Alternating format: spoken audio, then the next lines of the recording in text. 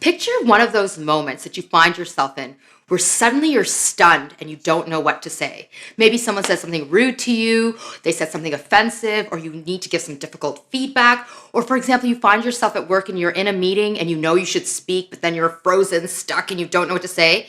In all of these moments, for a lot of us, afterwards, when we're back at our desk or back at home or we've had a moment to reflect, we're then able to come up with the perfect speech that we would have given in the moment, but it feels like the moment has passed.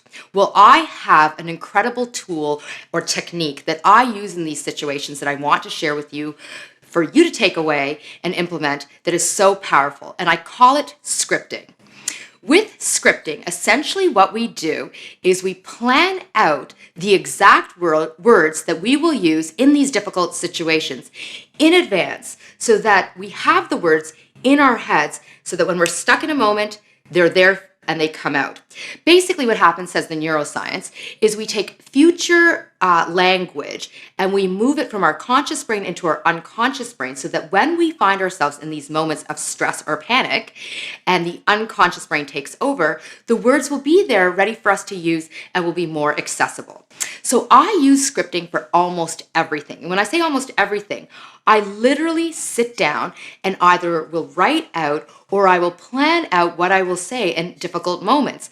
Things like I have to give constructive feedback to a beloved or a team member, or I often find myself in situations, unfortunately, where I have like racist things happen or sexist things happen, like at the airport when I'm traveling for work in my speaking engagements. And I find myself in these situations where I'm like, did you really just say that to me?